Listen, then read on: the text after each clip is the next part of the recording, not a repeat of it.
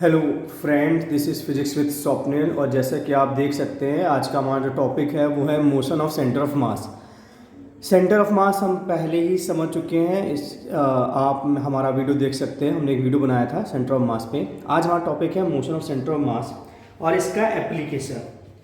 तो हम सब जानते हैं कि अगर कोई पार्टिकल्स पड़े हुए हैं, मान लीजिए यहाँ पे m1 रखा है, यहाँ पे m2 रखा है, यहाँ पे m3 रखा है, तो m1 की पोजीशन मान लीजिए r1 वेक्टर दे रहा है, m2 की पोजीशन मान लीजिए r2 वेक्टर दे रहा है, m3 की पोजीशन मान लीजिए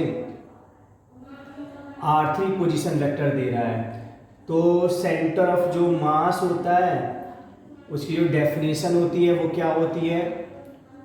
ये होती है m1 r1 plus m2 r2 plus m3 r3 upon m1 plus m2 plus m3।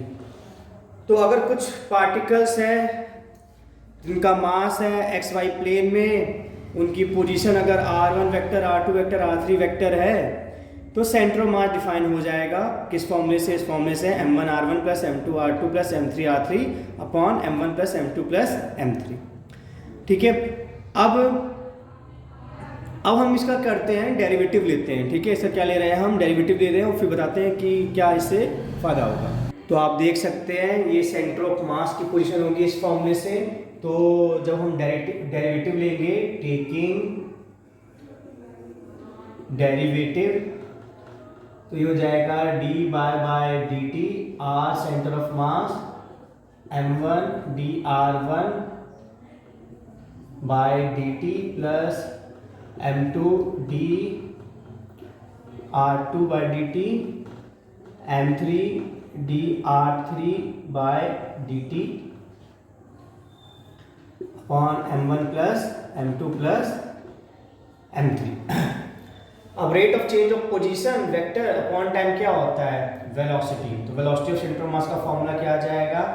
m1 v1 plus m2 v2 plus m3 v3 plus m4 v4। हमारे चार पार्टिकल हैं तो चार आ जाएंगे और अपॉन क्या आ जाएगा? सिंपल सा m1 plus m2 plus m3 plus m4। अब हम क्या करेंगे? तो यहाँ velocity of centre of mass का ये फॉर्मूला आ गया। ठीक है, वेलोसिटी सेंटर मास का फॉर्मूला क्या होता है? m1 v1 plus m2 v2 plus m3 v3। ठीक है, अब फिर से हम डेरिवेटिव लेंगे। क्यों ले रहे हैं बार बार? तो इसका एक कारण है। ठीक है, आगे आके ये क्लियर होगा।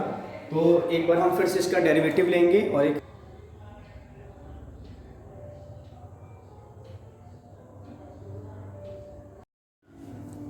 तो फिर से इसका देखिए डेरिवेटिव हम लेंगे। तो टेकिंग डेरिवेटिव जब हम फिर से डेरिवेटिव लेंगे तो ये क्या बन जाएगा? D by d t velocity of centre of mass m1 d by d t v1 m2 d by d t v2 m3 d by d t v3 और m4 d by d t v4 upon में क्या आ जाएगा? m1 plus m2 plus m3 plus m4 आ जाएगा। अब rate of change of velocity upon time क्या होता है? एक्सीलरेशन। तो acceleration of centre of mass का फॉर्मूला क्या आ जाएगा?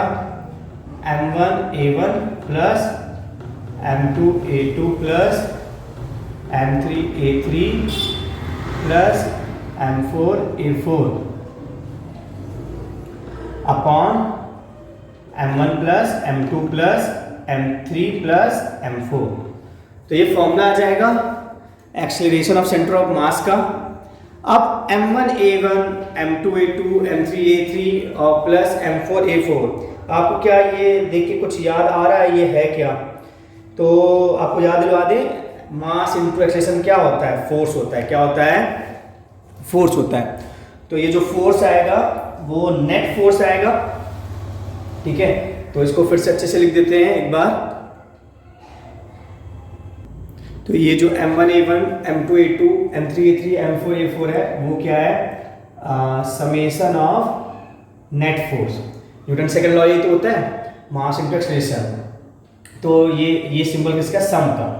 समेशन ऑफ नेट फोर्स, और ये हो जाएगा m1 plus m2 plus m3 plus m4। अब नेट फोर्स में दो चीज आएंगी, एक तो आ जाएगा इंटरनल फोर्स और एक तो आ जाएगा एक्सटर्नल फोर्स, और ये आ जाएगा समेशन ऑफ मास लिख सकते हैं। ठीक है, अब अगर आप इंटरनल फोर्स की बात करें और दो पार्टिकल ले रहे हैं, मान लीजिए एक m1 ये है और ये m2 है, तो हम जानते हैं कि जितना फोर्स m1 m2 पे लगाएगा, मान लेते हैं m1 m2 पे F का फोर्स लगा रहा है, तो उसी इंस्टेंट m2 m1 पे भी लगा देगा F का फोर्स। तो जो पेयर होंगे, मासेस के पेयर होंगे, उसमें जो फोर्स आएगा, नेट फोर्स आएगा, अगर दोनों को देखें m1 m2 का, तो नेट फोर्स क्या निकल के आ रहा है? जीरो निकल के आ रहा है। क्या निकल के आ रहा है? जीरो। तो जो इंटरनल फोर्स होगा, आपस में लगने वाला फोर्स होगा, वो पेयर में क्या होता जाएगा? कैंसिल होता जाएगा। ठीक है, तो उसी हिसाब से ये हमारा क्या हो जाएगा? जीरो हो जाएगा इंटरनल फोर्स। तो acceleration of centre of mass हमारा क्या आ जाएगा? Summation of f net external upon summation of m. इसको वहां कर देते हैं तो इसको लिख सकते हैं ए, कैपिटल मतलब total mass of the system, और ये ए नहीं है, यही तो मेन चीज है, a centre of mass, total mass of the system. तो और ये आ जाएगा, अब नेट लिख दिए तो समेशन हटाना पड़ेगा, तो नेट एक्सटर्नल फोर्स। तो ये हमारा आया रिजल्ट जो हमें डिराइव करना था। तो जो एक्सटर्नल फोर्स होता है वही केवल एक्सेलरेशन ला सकता है सेंटर ऑफ मास का, कोई भी internal force centre of mass का एक्सेलरेशन नहीं ला सकता है। ठीक है, तो ये बहुत इंपॉर्टेंट रिजल्ट है, इसी को अपन बोलते हैं Newton second law, Newton second law. ठीक है, तो जो नेट एक्सटर्नल फोर्स होता है वो क्या होता है? Mass, total mass of the system into acceleration of what? Acceleration of centre of mass. ठीक है, अब इसके अपन एक एप्लीकेशन देखते हैं कि इस रिजल्ट का क्या एप्लीकेशन है। तो देखिए आप यहाँ पे सामने क्वेश्चन देख सकते हैं, बहुत ही पॉपुलर क्वेश्चन है। एक कोई बॉम्ब है जो 100 मीटर पर सेकेंड की स्पीड से लॉन्च किया जाता है, कितने एंगल पे लॉन्च किया जाता है? 37 डिग्री पे, और जैसे वो हाईएस्ट पॉइंट में आता है वो 1:3 रेशियो में फटता है, तो उसका एक पार्ट सीधे ही नीचे आता है और दूसरा पार्ट कहीं और जाके गिरता है। तो हमें वही बताना है, जो उसका भारी पार्ट है, जो 3 गुना भारी है, वो कितने दूर में गिरता है। तो इसको कैसे किया जाए? तो देखिए, जब ये बॉम्ब फट रहा है, तो इंटरनल फोर्सेस के कारण फट रहा है। और अभी अपन ने सीखा है कि जो इंटरनल फोर्सेस होते हैं वो सेंटर ऑफ मास जो होता है उसका पाथ चेंज नहीं कर सकते हैं।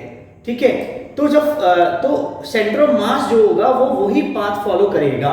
तो देखिए लिखा है ना, पाथ ऑफ सेंटर ऑफ मास। तो यहाँ जब बॉम्ब फटा है तो कुछ एक टुकड़ा ऐसे गिरा है, एक टुकड़ा ऐसा गया है, लेकिन वो सेंटर ऑफ मास जा रहा है। ठीक है, ये इमेजिनरी पॉइंट जा रहा है, एक्चुअली तो ये एक टुकड़ा ऐसा गिरा और 3 गुना भारी टुकड़ा ऐसा गिरा, लेकिन वो सेंटर ऑफ मास का पाथ है जैसा पहले था वैसे ही रहेगा। क्यों चेंज नहीं होगा? क्योंकि जो एक्सप्लोजन है वो इंटरनल फोर्सेस के कारण हुआ है, और इंटरनल फोर्सेस जो होते हैं सेंटर ऑफ मास का पाथ चेंज नहीं कर सकते हैं। अब क्योंकि हम ट्रांसलेशन मोशन डील कर रहे हैं बॉडी का, तो हम किसको फॉलो करेंगे? Correct, path of centre of मास, जो कि क्या है? पैराबोला है। ठीक है, तो जब ये पैराबोला है तो हम जानते हैं रेंज का जो फॉर्मूला होता है, रेंज का फॉर्मूला क्या होता है? u² 2 sin theta cos theta upon g होता है। तो वैल्यू रख देंगे तो क्या हो जाएगा? 100 × 100 × 2 sin 37 होता है 3/5 होता है, और cos 37 होता है 4/5 अपॉन क्या है? 10 है। तो ये 25 4 जा, ये 10 कैंसिल हो जाएगा, और ये हो जाएगा 4 4 जा 16 2 जा 32, और 32 × 3 कर देंगे तो 696, और 10 ये तो 960 मीटर हो गया। मतलब हमारा सेंटर ऑफ मास है वो कितने दूर में गिरेगा? 960 मीटर की दूरी पे गिरेगा। आई होप इतना तो आपको समझ में आया होगा। अब बात करते हैं, हम अपने फेवरेट इक्वेशन की बात करते हैं। तो x सेंटर ऑफ मास का फॉर्मूला क्या होता है? Correct, m1 x1 plus m2 x2 upon m1 plus m2। हमारा सेंटर ऑफ मास कहाँ गिरा है, 960 की दूरी पे, 960 की दूरी पे, तो यहाँ क्या लिख देंगे 960। m1 क्या है, m कितने पे गिरा है, ये दूरी क्या है, क्वेश्चन में दिया था कि जो बम फटा तो जो m वाला पार्ट था एकदम नीचे गिर गया, नीचे गिर गया मतलब आधी डिस्टेंस में गिरा, जो भी रेंज थी उसके आधे में गिरा, तो 960 का आधा कितना होता है 480, तो ये हो जाएगा 480 और m2 क्या है 3m और x2 तो हमें निकालना ही है, और ये क्या हो जाएगा m प्लस 3m, तो m कॉमन हो गए कट जाएंगे, कोई दिक्कत नहीं है, ये हो जाएगा 4, तो ये हो जाएगा 960 इंटू 4 और ये क्या बचेगा 480 प्लस 3x2। तो अब कुछ कैलकुलेशन है, कैलकुलेशन करेंगे तो 960 इंटू 4 कर लेंगे तो 4 6 जा 24, 436 38 3840 आ जाएगा, उसमें से 480 माइनस कर देंगे तो 6 7 में 4 गया तो 3 और 3360 आ जाएगा, और डिवाइड बाय 3 कर देंगे तो ये आ जाएगा 1120, तो कितना आ जाएगा हमारा जो x2 है वो आ जाएगा 1120 मीटर। तो जो 3 गुना भारी पार्ट है कितने दूरी पे गिरेगा 1120 मीटर, दैट्स द आंसर। देखिए कितने आसानी से इस बहुत ही पॉपुलर प्रॉब्लम को अपन सेंटर ऑफ मास के कॉन्सेप्ट से डील कर पा रहे हैं। देखिए एक और पॉपुलर प्रॉब्लम है जो आपके सामने है, एक आपको आदमी दिख रहा है जो एक प्लैंक में खड़ा है, प्लैंक मतलब एक आप समझ सकते हो लकड़ी है ना, और लकड़ी मैन और प्लैंक में फ्रिक्शन है, लेकिन प्लैंक जिसमें रखा है वो स्मूथ सरफेस है, ये जो सरफेस है ये स्मूथ है और ये आपका प्लैंक है, प्लैंक मतलब लकड़ी की पट्टी, ठीक है। तो जब ये आदमी यहाँ से वहाँ तक जाएगा, एक एंड से दूसरे एंड जाएगा प्लैंक के, तो प्लैंक पीछे जाएगा, मान लेते हैं प्लैंक x डिस्टेंस पीछे गया, तो आपको बताना है कि ये x डिस्टेंस क्या है। अगर आदमी का मास m1 दिया है, प्लैंक का m2 दिया गया है, प्लैंक की लंबाई l दी गई है, तो हमें x निकालना है कि प्लैंक कितना x दूरी गया है। तो देखिए यहाँ पे अगर हमने दोनों को सिस्टम मान लिया, प्लैंक और आदमी को सिस्टम मान लिया है, तो आदमी क्यों आगे जा रहा है, फ्रिक्शन की वजह से, क्योंकि जो फ्रिक्शन है वो आदमी को आगे ले जा रहा है, और यही फ्रिक्शन प्लैंक को क्या ले जा रहा है, पीछे ले जा रहा है। अब हमने दोनों सिस्टम माना है तो ये इंटरनल फोर्सेस हो जाएंगे, तो जब ये इंटरनल फोर्सेस हो जाएंगे तो हम जानते हैं कि जो इंटरनल फोर्सेस होते हैं वो सेंटर ऑफ मास को डिस्प्लेस नहीं कर सकते हैं। तो सेंटर ऑफ मास का इक्वेशन क्या था, सेंटर ऑफ मास का इक्वेशन था m1 x1 plus m2 x2 upon m1 plus m2।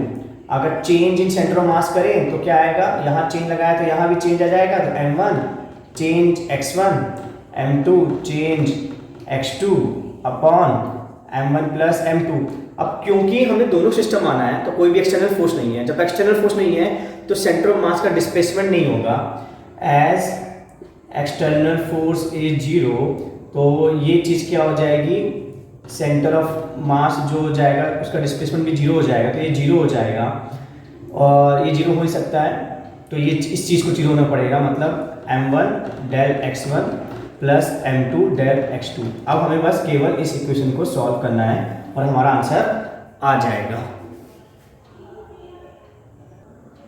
तो ये हमारी इक्वेशन है। अब यहाँ पे जो x1 है वो डिस्प्लेसमेंट ऑफ मैन है, ठीक है, x1 जो है वो डिस्प्लेसमेंट मैन है, तो इसी को हम लिख सकते हैं m1 डिस्प्लेसमेंट ऑफ मैन, और जो x2 है हमारा वो डिस्प्लेसमेंट ऑफ प्लैंक है। तो displacement of man with respect to plank ये हो जाएगा displacement of man minus displacement of plank. ये रिलेटिव मोशन से फॉर्मूला आता है ना, जैसे displacement of A respect to B क्या होता है, displacement of A minus displacement of B. तो displacement of man respect to plank ये क्या है एल, ये कितना है एल, और हमारा जो ये है इससे हमारा डिस्प्लेसमेंट ऑफ मैन आ जाएगा, सॉरी ये हाँ मैन और ये डिस्प्लेसमेंट ऑफ प्लेन जो है वो है -x, ठीक है। तो ये माइनस माइनस प्लस हो जाएगा, तो ये वैल्यू आ जाएगी L-x, ये हो जाएगा डिस्प्लेसमेंट ऑफ मैन। तो ये वैल्यू हम रख देंगे। जब ये वैल्यू रखेंगे तो देखिए हमें तो चाहिए था डिस्प्लेसमेंट ऑफ प्लेन जो कि x है, तो वैल्यूज रखें तो क्या आएगा 0 = m1 और डेल m हमने निकाला है L-x प्लस m2 और डिस्प्लेसमेंट ऑफ प्लेन क्या है x, ठीक है। तो इसको सॉल्व करेंगे तो क्या आएगा 0, ये हो जाएगा m1L minus m1x plus m2x। तो वहाँ कर लेंगे तो फाइनली हमारा जो आंसर आएगा वो आ जाएगा,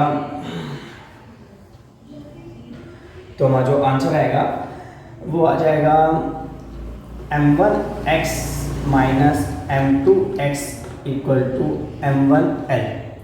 x कॉमन आ जाएगा तो आ जाएगा हमारा m1/L। इसमें भी x इस साइड हुआ था, प्लेन के साइड डिस्प्लेस हुआ था, तो ये भी माइनस में ही जाएगा, ये भी माइनस में जाएगा, तो ये प्लस हो जाएगा और ये बच जाएगा m1 प्लस m2। तो ये हमारा फाइनल आंसर है, प्लेन इतना डिस्प्लेस होगा m1L upon m1 plus m2। So that's how we solve this problem. So thank you so much. अगर आपको थोड़ा बहुत अच्छा लगा हो वीडियो तो please subscribe my channel and share its content. Thank you so much.